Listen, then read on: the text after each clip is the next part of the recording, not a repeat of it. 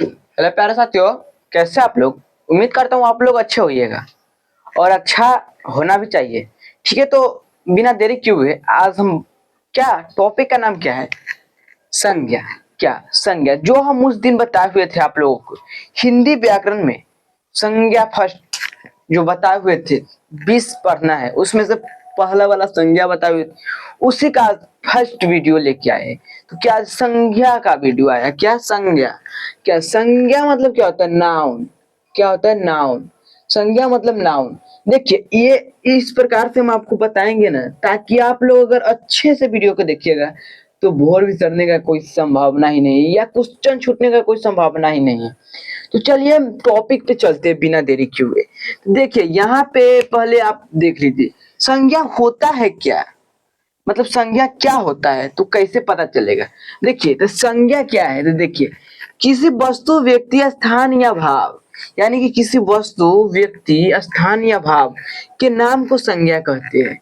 जैसे अंशु, पवन, अंशु, पवन, क्या है? अंशु, पवन, चंदन, मकान। यानी कि आप जिसको भी देख रहे हैं वो सारा के सारा नाउन ही संज्ञा है। ठीक है, तो इसी संज्ञा को हम एक तरीके से आपको शॉर्ट वे में बताए पहले, उसके बाद इस साइड इसका परिभाषा बताए। तो हम सोच रहे हैं आप लोगों को पहले इसका शॉर्ट वे में बता दे ताकि आप लोग अच्छे से समझ जाइएगा। तो इसका हम फिर परिभाषा बता देंगे। देखिए, यही उम्मीद करता हूँ आप लोग को समझ में आए।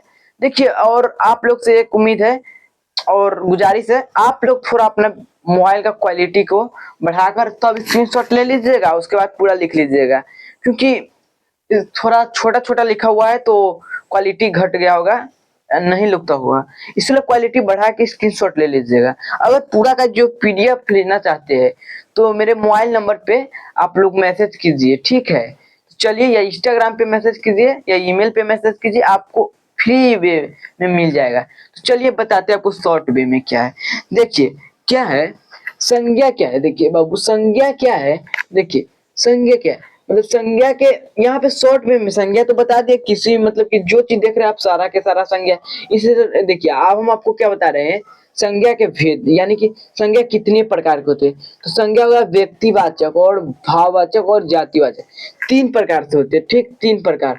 आगे चलिएगा तो आपको 5 प्रकार मिलेगा। ठीक है, तो आप लोग ध्यान से देखिए, सारा के सारा इसमें है।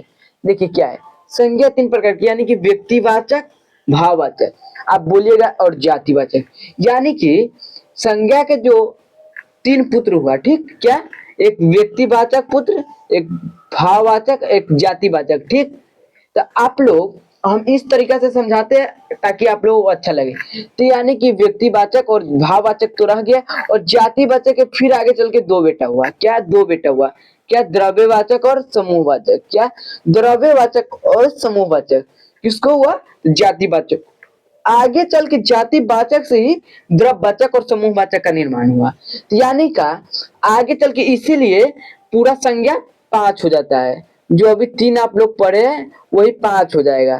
तो आगे चलते रहिए, आपको अच्छे से बताएंगे कैसे 5 होता है। देखिए, तो संज्ञा फिर यहाँ पे आइए, क्या है? देखिए, आप आधुनिक और प्राचीन। देखिए, प्राचीन मान्यता के हिसाब से संज्ञा 5 है। क्या? प्राचीन मान्यता के हिसाब से संज्ञा कितने हैं? 5। और आधुनिक मान्यता के हिसाब से 3। कितना? 3।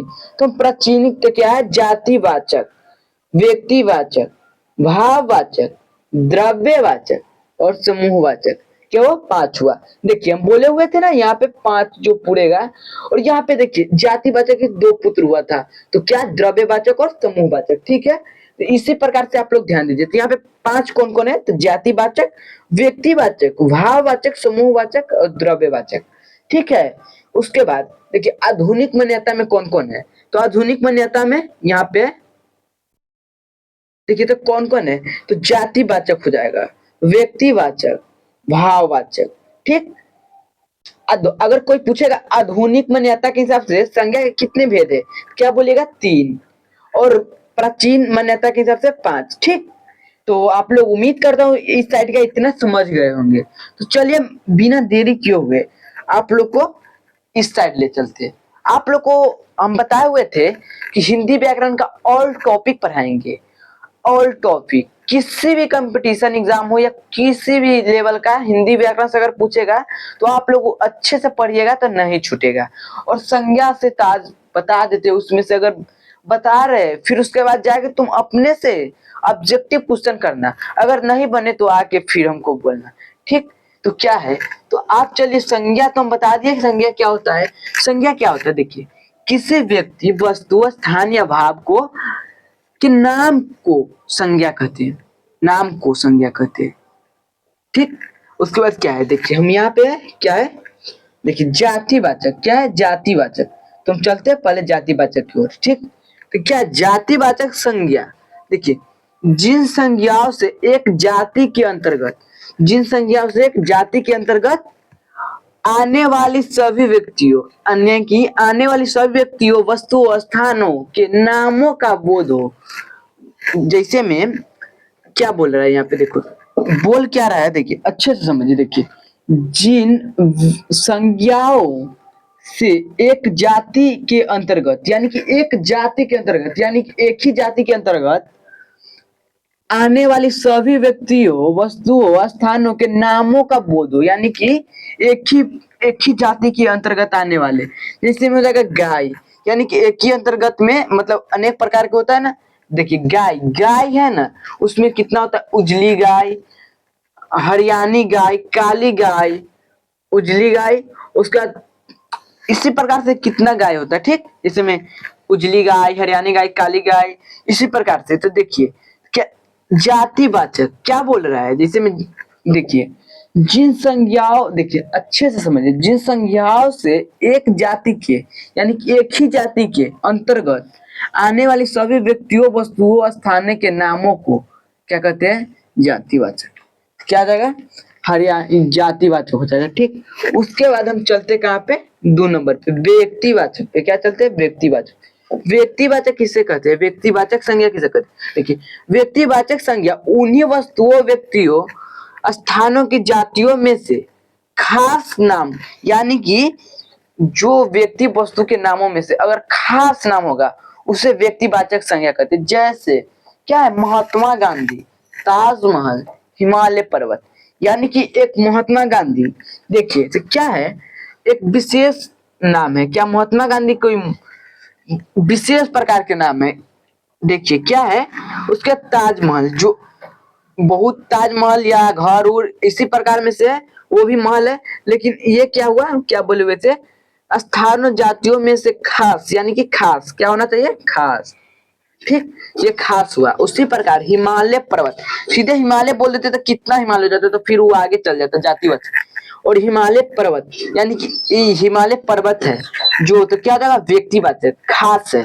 ठीक, क्या है, खास है।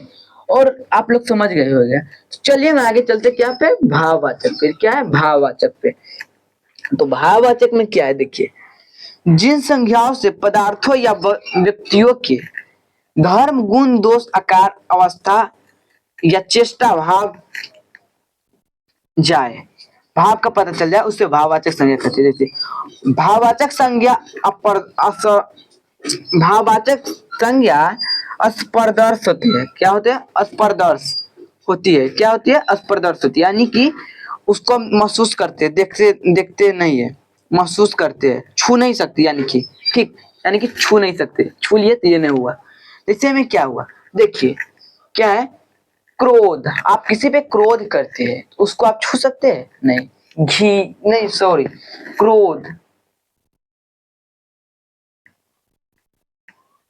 सॉरी घी नहीं, आप प्रेम, प्रेम आप किसी से करते हैं, बेतना प्रेम करते हैं, तो आप उस प्रेम को आप महसूस करते हैं, महसूस कर सकते हैं।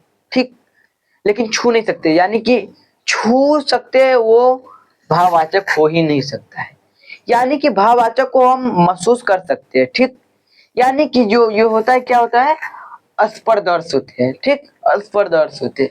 उसके बाद हम आगे चलिए, क्या है, समूहवाचक में।